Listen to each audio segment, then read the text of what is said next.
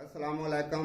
वालेकुम अस्सलाम। मेरे पास सज्जन बेलियां वो थोड़ा जिहा दुआन अज गल वो सुनानी है कि कुछ लोग ऐसे होंगे ने कि वो अपने तवे की खैर ही मंगते ने, अगले दिन नहीं मंगते। ते ये अपने तवे की खैर कदी नहीं हुई, क्यों इरशाद कदी हुई है ना, कदी भी ना। हाँ ते हुण शेर तुहानू मैं सुनाऊंगा। जिन्ना अपना घर ते तवा बचाया, जिन्ना अपना घर ते तवा बचाया, प्यार करन दा उन्हां ने अज ताईं वल नहीं आया।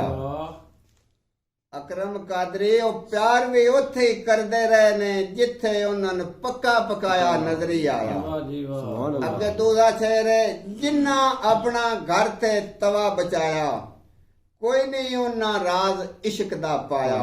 वाह भाई वाह। ना कोई उन्हां अपने अंदरों कोट कुफर दा ढाया। अकरम कादरी ओ लालच विच फिरदे रहे ने, कोई नहीं उन्हां पंड प्रीत नू अपने सिर ते चाया। वाह भाई वाह। अगे त्रीजा शेर है वो भी इससे मौजू ते ही है। जिन्ना अपना घर ते तवा तवा बचाया, उन्हां रब दा हुक्म भी कोई नहीं अपने दिल विच पाया। सुभान अल्लाह।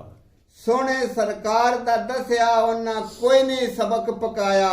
सुभान अल्लाह। अकरम कादरी ओ अपने तवे दी खैर ही मंगदे रहे ने, किसे लिए उन्हां अज ताईं कोई नहीं हाथ उठाया। सुभान अल्लाह।